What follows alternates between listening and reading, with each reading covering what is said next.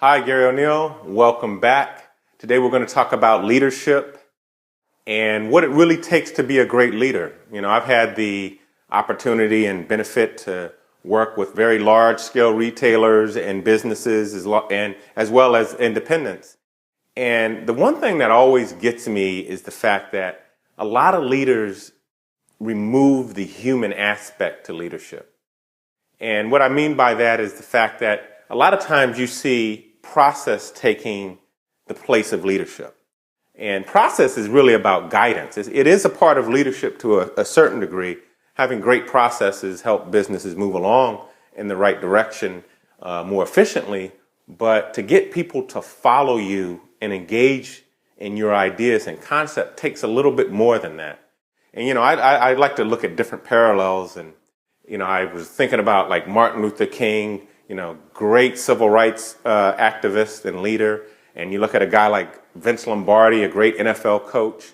And the one thing that I think they had the ability to do is to really project an authentic investment in their belief system. And what I mean by authentic, there was really not a big difference between who they were as a person and the ideas and concepts that they believed in. And I think when you're able to do that from a leadership standpoint, then you're getting past just the rational process of business, but you're actually getting people that want to follow you emotionally. And I think that's a big key, because the investment part is the part that you got to really focus on in terms of, how you invest in people, how you invest in an environment.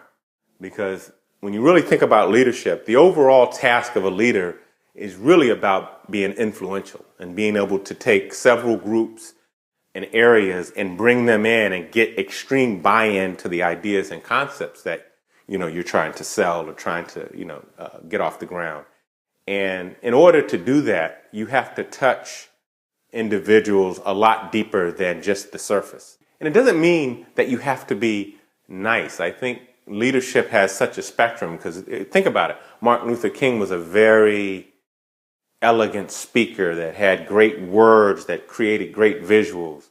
Vince Lombardi was in your face, tenacity, but they both had extreme leadership capabilities because their belief systems were so vivid that people were willing to follow. So you just have to find out what the sweet spot is. And I think that a couple things that we can all do to become better leaders is, number one, is really understand our purpose, and then really understand our belief system, because we want our belief system to rise to the top so people can really see it, and then they can make a determination if they want to follow you or not. But that's the one thing that I think you have to do, and kind of ask yourself, and even maybe have a kind of a self-assessment of yourself when you're dealing with people, because at the end, bringing in all these different groups to get your buy-in, they better believe in you, number one, and then they better believe in your idea. Because a lot of times you can just believe in the person